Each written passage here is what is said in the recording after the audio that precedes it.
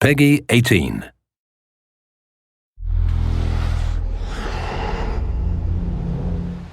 Hi, my name is Ashraf Ismail, Game Director of Assassin's Creed 4 Black Flag, and I'm very proud to be showing off the Caribbean open world. Here, we're going to start with Edward. After completing a few missions, he's met up with the assassins, but he's not yet bought into the creed, so he still has this selfish need for fame and fortune. Edward is one of the most unique characters we've created for the Assassin's Creed universe. He is a man who is still trying to figure out who he is in life and what he wants to get out of it. At this point in the story, he still wants that fame, so one way to get it is to complete these assassination contracts. This is a way to make money and to gain a bit of notoriety. So here we go. We have 2 targets to take out, 2 Templar brothers. So we're going to accept the contract, and the world map is going to show us where this contract takes place.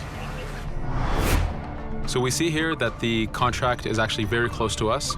It starts in the village we're in, but as we zoom out, we want to show you the world that we have.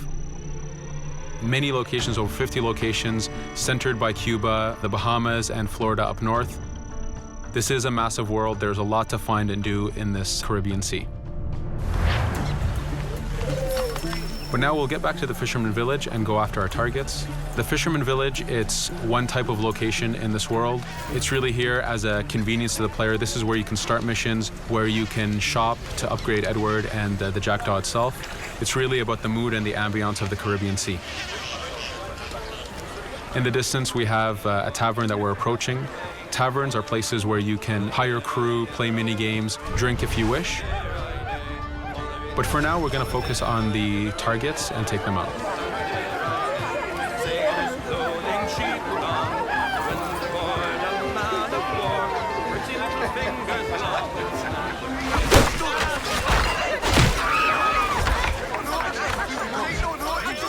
Now that we've taken out one brother, the other one's going to bolt.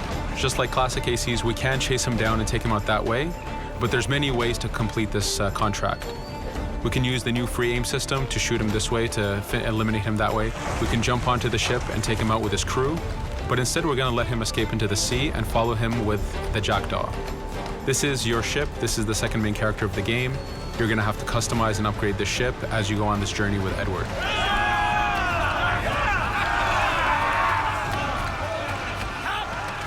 We've seamlessly gone from a ground chase right into a naval chase. We could destroy the ship and complete the contract that way, but instead, using the spyglass, we can see that he's carrying a lot of rum. Rum is important in the economy system. It's one way of making a lot of money if you sell it properly. So instead of destroying the ship, we're going to plunder that ship. Fire! Here you can see the upgrades that we've made into the naval combat. Using the front cannons, you can shoot chain shots to slow down the ship. Using the new round shot mechanic of trajectory aiming, you can aim for the hull and do a lot of damage this way. This specific enemy is what we call a frigate. Frigates are the type of ships that you need to destroy as fast as you can, because the longer the fight lasts, the more damage they're capable of doing. We have other enemy types like the Charger or the Man of War. The Man of War is a massive ship capable of carrying over 100 cannons. These are ships that you really need to upgrade to be able to face. But now that this frigate has been demasted, we can start the boarding. Boarding, it's very important. You are a pirate. This is how you gain cargo. This is how you take on ships. So here we can start the boarding from any orientation or angle we wish. The distance even matters. If you get too close, the 2 crews will just jump right into each other. If you start a bit further, you can jump in the water and go in for a sneak stealth attack. We have 2 objectives to accomplish for this boarding. We can take out the captain, and we need to take out some of his crew. So using the swivel gun, we will efficiently take out a lot of the crew. And now we'll go for the captain using Edward's navigation abilities. Here, again, using the new free aim system, we have a dangerous enemy on the other side taking out our crew. We can easily take him out with a headshot. So what we see here is that 2 ships have come together to create this 3D environment where, using your assassin abilities to navigate, to be stealthy, you can take the advantage and get the kill by surprise. Now that we've taken out the captain, we still need to take out a few of the crew members to complete this boarding. Now that we've plundered the ship, we're going to gain that rum that we saw earlier, but we're also going to gain ammo and crew members and some gold.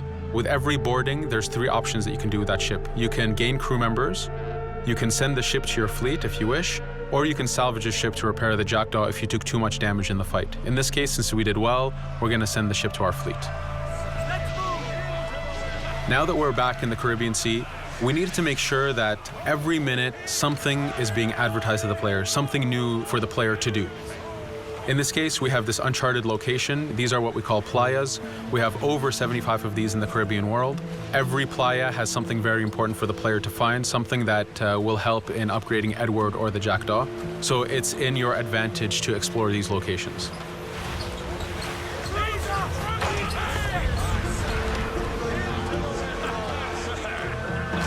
Again, for us, seamlessness is very important. We needed to be able to explore this Caribbean world without having too much interruption in the action. So being able to just let go of the wheel anywhere we want, jump into the water, and swim over to that location. This is very important for the mood and the immersiveness of this Caribbean open world. Here, as we get on the playa, in the distance we can see that there's a faction battle, but closer to us we can see that there's this poor drunken sailor who's passed away. But being a pirate, of course, we're going to loot his body and see what he has for us.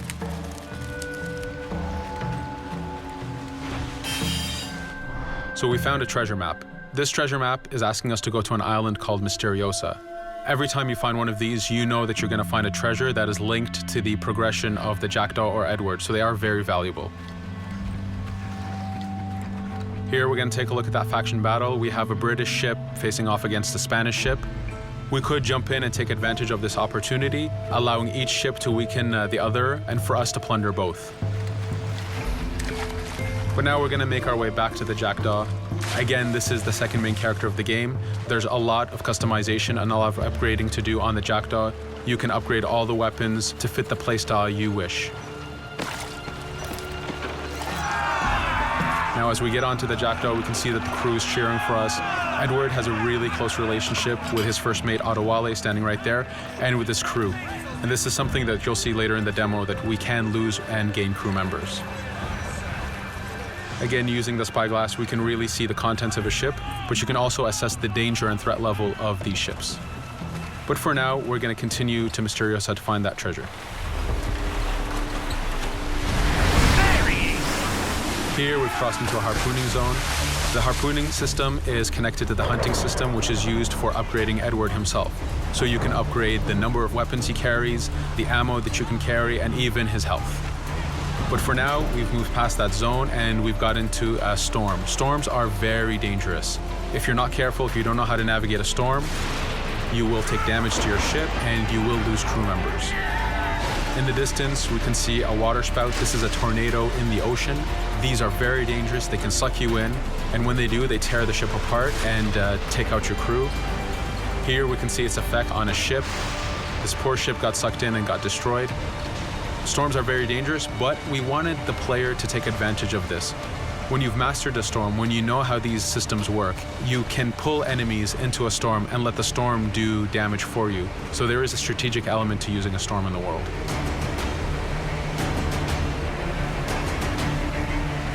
Here we can see that the storm is dying down a bit, but there's still this torrential downpour. It was very important for us to get the real mood of and atmosphere of the Caribbean in the weather cycles and in the daytime cycles.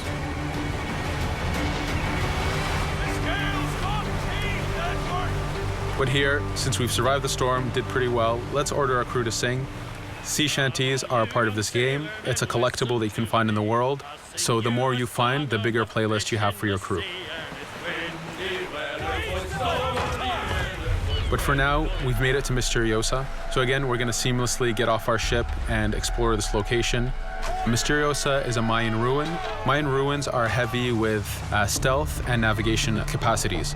There's a lot of treasures and hidden discoveries to be found in these locations.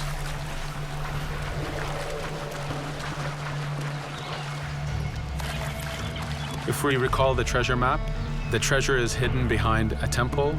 So just by quickly looking around, we can see that temple looks about right. So that's our objective. We'll head there.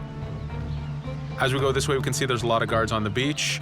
We could go in and fight them if we wish to, but to show off that this is a mini open world, we're going to try to find a different route to get to our objective.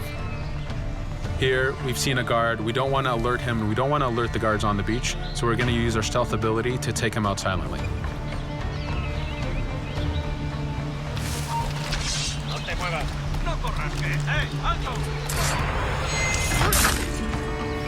With AC3, we were able to push the navigation in the frontier, which means using natural environments like trees and rocks and so on.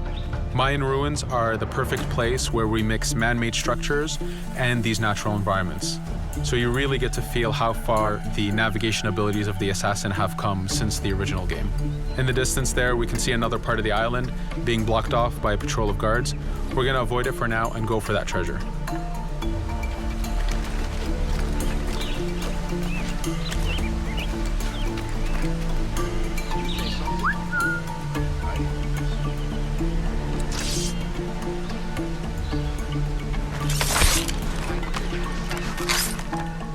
It's important for us to be able to give the players new tools, specifically for stealth. In this case, we have the blowpipe.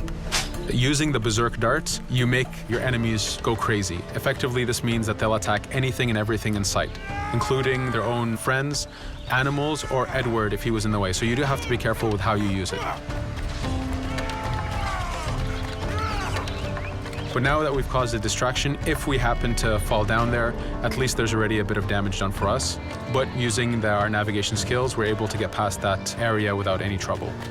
There in the distance, you can see the jackdaw placed exactly where you left it when you got onto this location. It's really important for us to show the beauty of this Caribbean world. The Caribbean has some amazing vistas, and we pushed ourselves to replicate this in the game.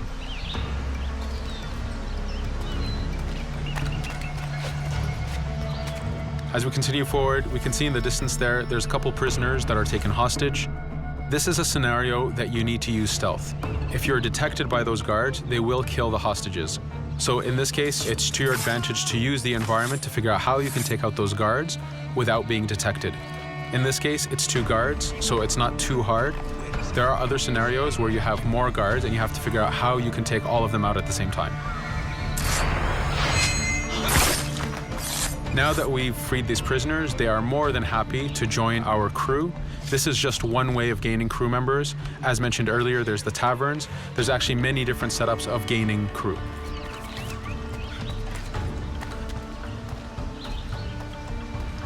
Here, we're going to go back to the treasure map. We can see that the treasure is actually behind the temple near a fountain. So if we just look around, we can see that it's around here.